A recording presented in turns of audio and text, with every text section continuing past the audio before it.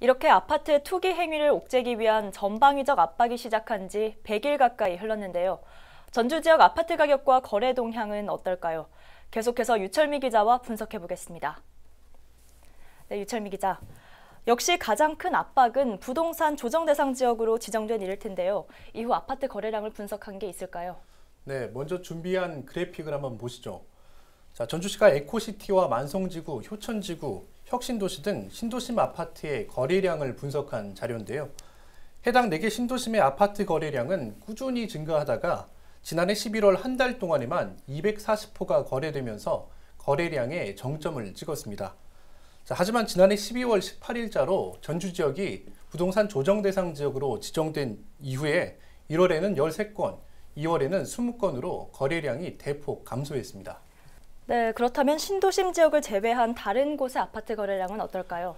물론 조정 대상으로 지정된 이후 각종 규제가 강화되면서 전반적으로 거래량이 줄어든 건 사실입니다.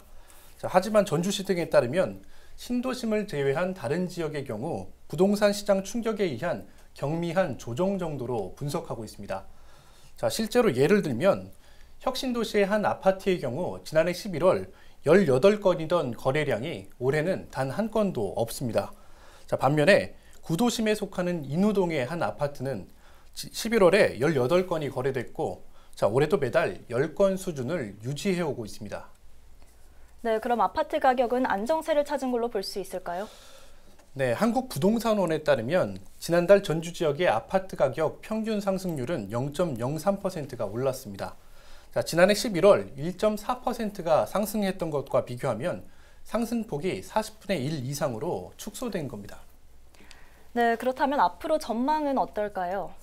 네, 지난해 조정 대상 지역으로 지정되기 전까지 기형적인 가격대가 형성됐던 만큼 조정 국면은 당분간 이어질 것으로 보입니다.